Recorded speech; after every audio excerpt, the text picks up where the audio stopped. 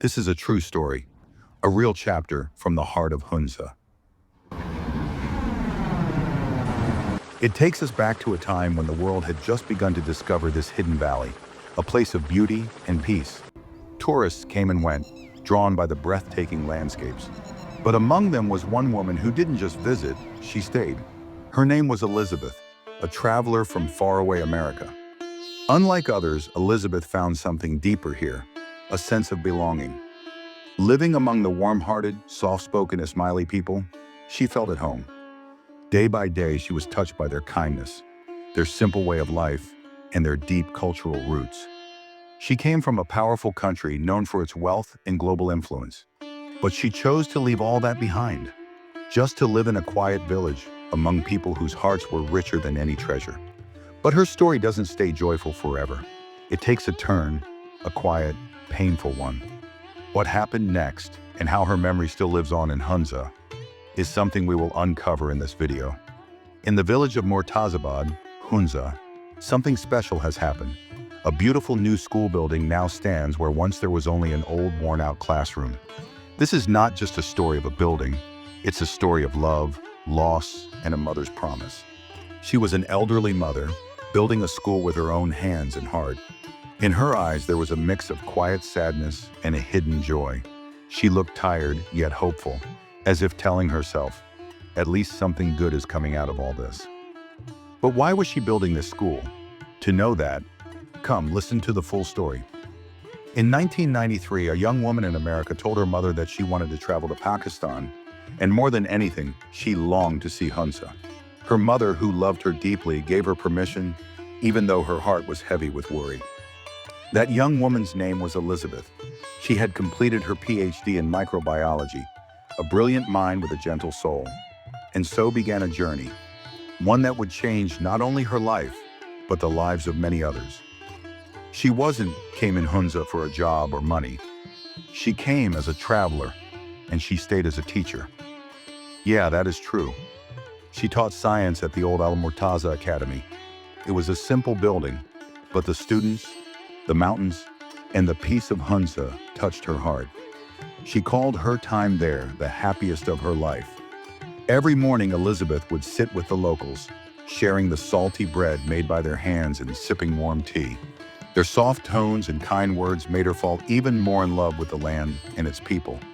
At the school, she saw something in the children, hidden talent, curiosity, and potential, just waiting to be nurtured. She realized that if these children were given quality education, they could go far, very far.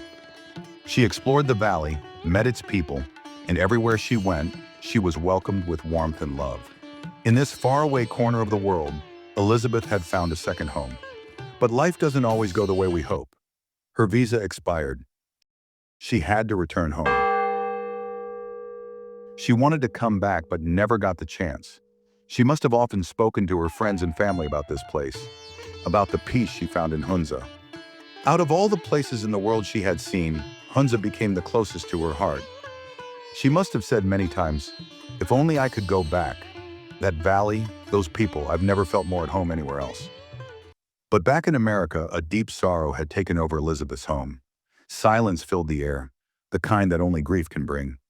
Elizabeth had passed away at a young age, leaving her family and friends heartbroken. No one could believe that someone so full of life, with so many dreams, was gone so soon. Ill, and she died.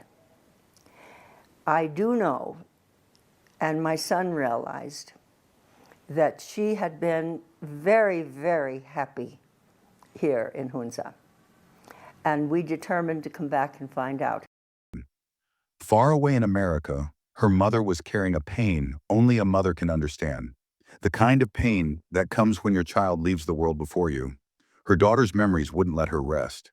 And when that pain became too heavy, she decided to fulfill Elizabeth's unspoken wish herself.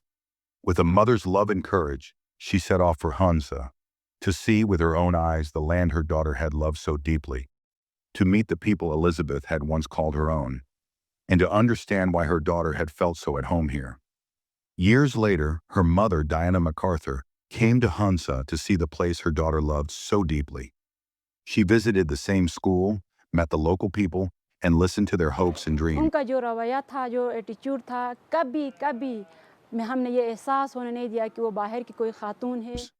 The building was old and weak. The community wanted something better for their children. Diana listened, and then she made a promise. She said, "We will build a school, a proper one, in memory of Elizabeth, my daughter."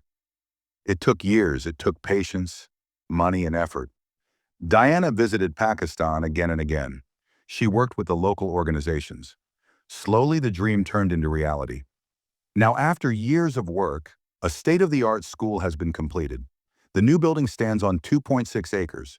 It was the first earthquake-resistant school in Gilgit-Baltistan. It has central heating, energy-saving lights, insulated walls, and even facilities for children with disabilities. She said that more than 400 students, both boys and girls, will study here from early childhood up to grade 10. But after the school was built, Elizabeth's mother knew that, at her age, she couldn't run it herself. She thought deeply about what to do, how to make sure the school stayed strong, and the children received the kind of education her daughter had dreamed of. In the end, she made a wise decision. She handed over the entire responsibility of the school to Aga Khan Education Service, Pakistan, the only institution in Gilgit that had no equal when it came to education. It was an organization that believed in a system even better than the Western one, a system based on values, quality, and care. For Elizabeth's mother, this felt right. She believed her daughter would have trusted them too. So she gave the future of the school into their hands, with peace in her heart. The school has been handed over to the Aga Khan Education Service, Pakistan, known for providing quality education. Diana believed her daughter would have been happy with this decision. At the opening ceremony, many important people were present: local leaders, members of the Aga Khan Foundation, and Diana's family members.